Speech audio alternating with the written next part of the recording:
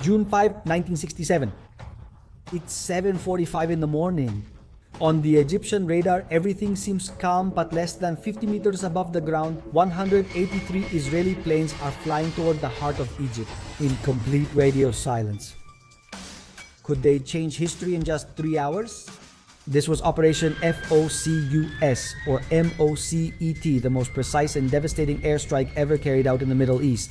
An operation that turned the Israeli Air Force into a legend and in 6 days changed the map of the Arab world.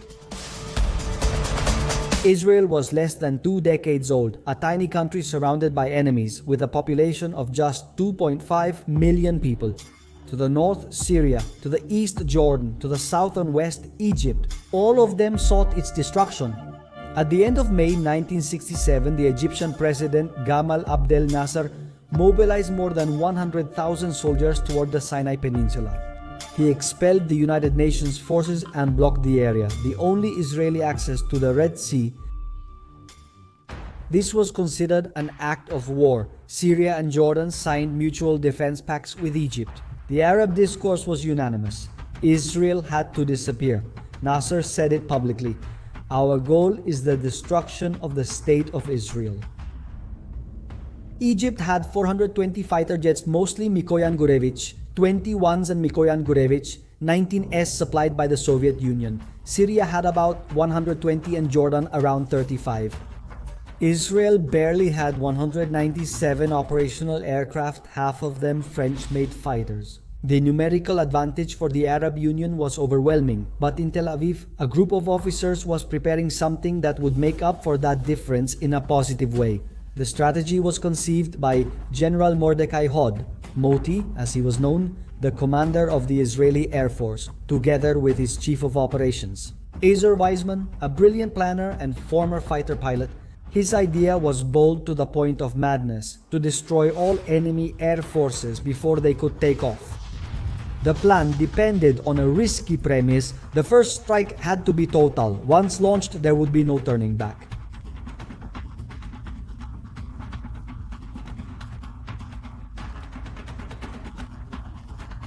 It had to be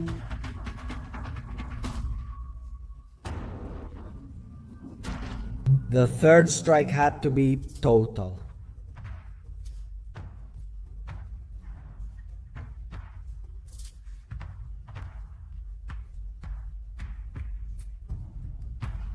It was 30 minutes of gold, 30 minutes of total vulnerability. For months, Israeli pilots secretly trained low-level flights over the Negev desert, simulated approach routes, and low-altitude attack exercises. Every maneuver was calculated to the second. The goal was to reach Egypt without being detected by radar and to attack before the enemy planes even started their engines. The operation's name would be Moket, which in Hebrew means focus, and its execution would require perfect synchronization. 5:45 in the morning. The Israeli pilots are called to the air bases of Ramat David, Tel Nof, Atzor, and Rehoboth. The commanders tell them a single phrase: the time has come. At 7:10, the first wave takes off. 183 fighter planes. Israel leaves only 12 aircraft for national defense. The rest, the entire Air Force, heads for the attack. They fly at less than 30 meters altitude, with the Mediterranean Sea on the right and the Sinai Desert on the left. The silence is absolute. The noise of the engines blends with the wind. The Egyptian radars detect nothing. At 7:45, the first wave reaches its target, 11 Egyptian air bases, the Nile Delta and the Sinai.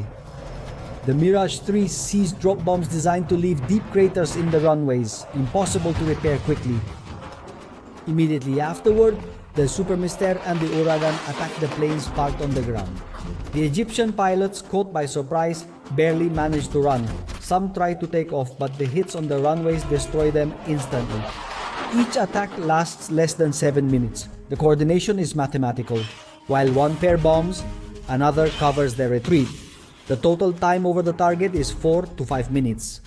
At 8 in the morning, the Egyptian control towers begin to transmit confusing messages. The radars fail, the planes don't respond, and the runways are destroyed. The commander-in-chief of the Egyptian Air Force, Marshal Sidki Mahamoud, believes it is a military exercise. By the time he understands, it's too late. The Israelis return to their bases. The mechanics work like an orchestra. Each plane is refueled and rearmed in 7.5 minutes, an absolute record. In less than 20 minutes, the aircraft are back in the air. The second wave takes off between 8:30 and 9 o'clock in the morning. This time, they attack other Egyptian bases, Luxor, Beni Suef, West Cairo, and Komaushi. The objective: eliminate any remaining operational aircraft. By 10:30 in the morning, Egypt has lost 293 planes, Israel 19. The third and fourth waves complete the job. Fuel depots, radars, command centers, and hangars are destroyed. Egyptian air communications are completely collapsed. By 11 o'clock, the Egyptian army is blind. Its air force has been wiped off the map. The Egyptian Minister of Defense, Abdel Akir Amer, panics and orders a total withdrawal from the Sinai. The ground war hasn't even started yet, and Egypt is already defeated. Mokeb's success is not limited to Egypt. Israel knows that Syria and Jordan will also attack. At 11:35, Israeli radars detect activity over Jerusalem. King Hussein of Jordan has ordered the city to be bombed. The Israeli Air Force launches the second phase in response. The Jordanian bases of Makraj and Amman are attacked with the same surgical precision. In under an hour, 50 Jordanian planes are destroyed on the ground. Syria tries to take advantage of the chaos and launches bombers against Haifa and Tiberias. Israel responds with force. The Mirages cross the Golan and attack the bases of Damascus, Demir, and Meisei. The Syrian pilots are disorganized, barely managing to take off. At 12:30 in the afternoon, Israeli air superiority is total. Egypt, Jordan, and Syria have lost almost 450 aircraft in a single day. Israel maintains absolute control of the sky with fewer than 30 losses on the strategic map. The result is amazing. Without air cover, the Arab ground forces are exposed. Tanks, mechanized columns, and anti-aircraft batteries are destroyed. In the following days, with unprecedented effectiveness, the Israeli pilots return exhausted. Most are just 22 or 23 years old. One of them remembers, every mission could have been the last. We were aware that if we failed, Israel would disappear from the map. When they reach land, the bases celebrate quietly. There are no shouts or anthems, just deep relief. Israel has survived, at least for now. In the next hours, the land war intensifies.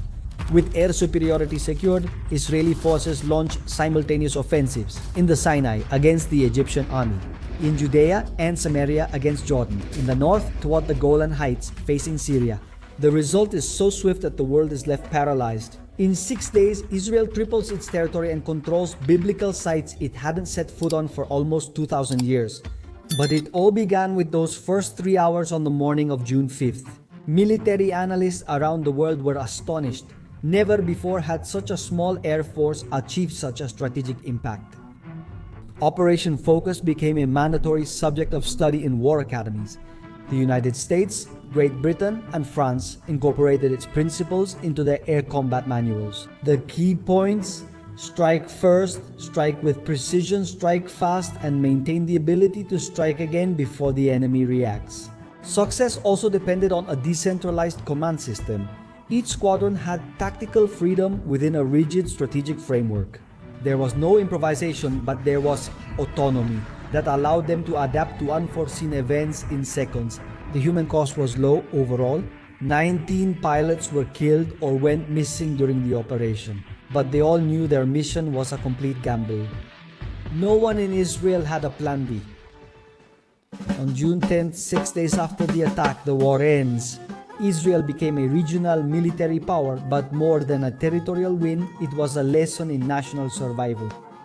Operation Focus showed that ingenuity and precision can overcome numerical superiority. That information is more valuable than army size, as air superiority can determine a war's outcome before it starts. In just 160 minutes, Israel changed its destiny. A country of just a few million faced 3 armies with hundreds of thousands of soldiers and neutralized them from the sky. Operation Focus was not just a military maneuver, it was a warning to the world. In the modern era, war is won before the enemy even knows it has begun. Israel had once again proven that its greatest weapon was not quantity, but determination. If this story impacted you, subscribe and share your thoughts. Could an operation like this be possible today with satellites, drones, and artificial intelligence? See you in the next episode where we will explore another mission that forever marked the history of Israel.